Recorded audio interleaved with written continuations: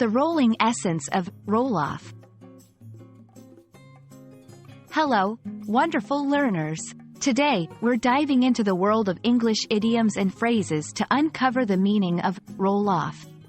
Trust me, by the end of this video, you'll not only know its meaning but also how to use it in daily conversations. Imagine a ball on a table. If you push it gently towards the edge, it might roll off the table and onto the ground.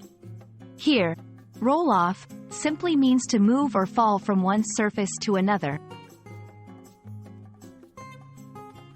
But as with many words and phrases in English, roll off has idiomatic uses too. When something rolls off someone's tongue, it means that it is easy to say or pronounce.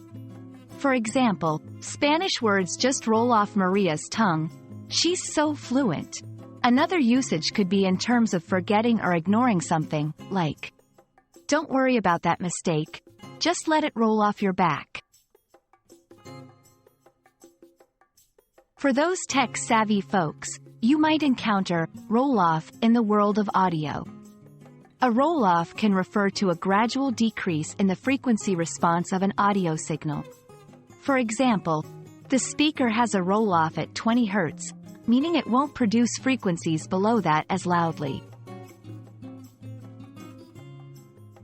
Let's practice what we've learned. How would you use roll-off in the following situations?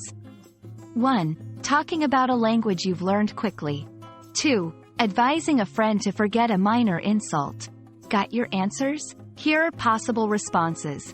1. French just rolls off my tongue now. 2. Don't take it to heart. Just let it roll off your back. And that's a wrap on our journey through roll off. I hope you now have a firm grasp on its various meanings and can confidently use it in your conversations. Always remember, learning English is a journey, and every phrase and idiom you master is a step forward. Until next time, keep rolling on your English journey.